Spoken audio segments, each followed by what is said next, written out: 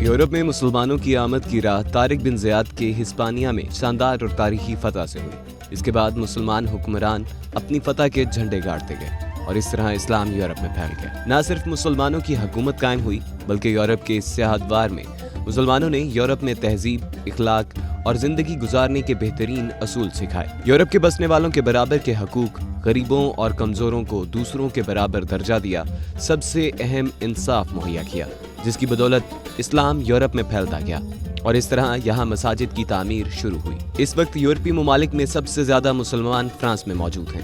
ایک اندازے کے مطابق ان کی تعداد 57,20,000 ہے، جبکہ جرمنی اس حوالے سے دوسرے نمبر پر ہے، جہاں 49,50,000 مسلمان آباد ہیں۔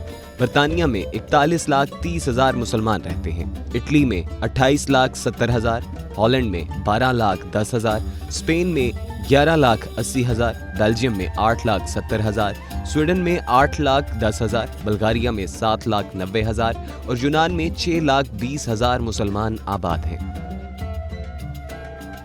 تاریخی اور جامع مسجد فرانسیسی دارالحکومت فرانس میں ہے۔ یہ مسجد فرانس میں تعمیر ہونے والی پہلی مسجد ہے۔ اس مسجد کا باقاعدہ افتتاح 15 جولائی 1926 کو ہوا تھا، اگرچہ اس میں پہلی نماز 1922 میں پڑھی گئی تھی۔ پیرس کی جامع مسجد الکبیر دراصل پہلی جنگ عظیم کے دوران فرانس کے پرچم تلے لڑتے ہوئے 1,00,000 مسلمان سپاہیوں کے قتل کی یادگار ہے۔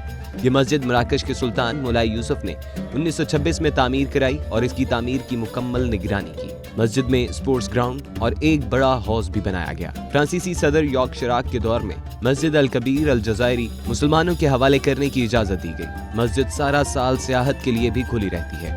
حکیم الامت علامہ محمد اقبال نے 1932 میں دورہ پیرس کے موقع پر اس مسجد کا دورہ کیا تھا اور بعد ازاں اپنے مجموعہ کلام ضرب کلیم میں پیرس کی مسجد کے عنوان سے ایک نظم لکھی۔ میری نگاہ کمال ہنر کو کیا دیکھے کہ حق سے یہ حرم میں مغربی ہے بیگانہ، حرم نہیں ہے فرنگی کرشمہ بازوں نے، تنے حرم میں چھپا دی ہے روح بت خانہ، یہ بت کدا انہی غارت کروں کی ہے تعمیر، دمشق ہاتھ سے جن کے ہوا ہے ویرا۔ جرمنی کے شہر کولون کی سب سے بڑی اس مسجد کو 17,000 اسکوائر میٹر رقبے پر تعمیر کیا گیا ہے، جبکہ اس کی تعمیر میں 2 ارب پاکستانی روپے کی لاگت آئی ہے۔ جدید ٹیکنالوجی کو استعمال کر کے بنائی گئی اس مسجد کے ساتھ ہی لائبریری، میوزیم، نوجوانوں کے لیے اسپورٹس سینٹر، کانفرنس ہال، بازار، پارکنگ لاٹ، ٹی وی اور ریڈیو اسٹوڈیو بھی بنائے گئے ہیں، جو ہر مکتبہ فکر کے افراد کے لیے دلچسپی کا ذریعہ ہے۔ اس خوبصورت جامع مسجد کی تعمیر سال 2009 میں شروع کی گئی تھی۔ اس مسجد کا افتتاح ترک صدر رجب طیب اردگان نے 2018 میں کیا۔ اٹلی کے دارالخلافہ کی واحد اور حالیہ کئی دہائیوں کے دوران تعمیر کی گئی سب سے بڑی تاریخی عمارت ہے۔ مسجد روم اٹلی کے دارالخلافہ روم میں 30,000 مربع میٹر رقبہ پر ہے۔ اس کو جدید معماری کے مطابق تعمیر کیا گیا ہے اور ایک معنوی فضا پائی جاتی ہے۔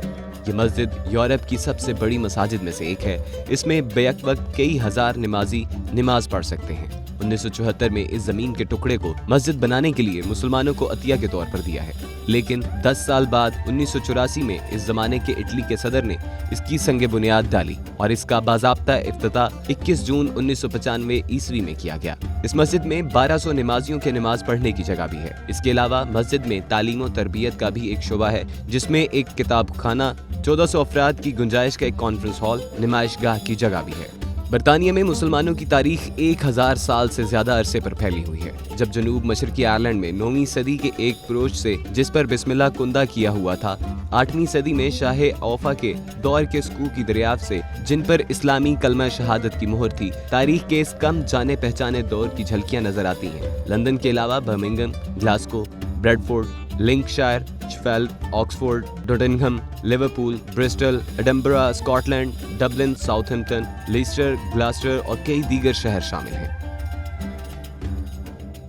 برطانیہ کی معروف مسجد ریجنٹ پارک کی جامع مسجد دنیا بھر میں برطانیہ کی مساجد کی شناخت ہے، جو ابتدا میں ایک اسلامی ثقافتی مرکز تھا۔ اس کی تعمیر کا پہلا خیال 1916 میں اسلام قبول کرنے والے لارڈ ہیڈلے نے پیش کیا تھا اور اس کی منظوری بعد میں 24 اکتوبر 1940 کو وزیر اعظم ونسٹن چرچل نے دی تھی और जमीन खरीदने के लिए हुकूमत ने 1 लाख पाउंड मुख्तस किए थे। 1944 में 2.5 एकड़ पर बनने वाले रेजिडेंट पार्क के इस इस्लामी मरकज का इफ्तिताह शाह जॉर्ज शशम ने किया, जिसके बाद 1976 के अवाइल में मस्जिद और लाइब्रेरी की तामीर शुरू होकर 1977 में मुकम्मल हुई। 6.5 मिलियन पाउंड से ज्यादा की रकम से तामीर होने वाली मस्जिद में बैक वक्त 4,500 से 5,000 तक लोग नमाज अदा कर सकते हैं। ब्रसल्स की जामिया मस्जिद।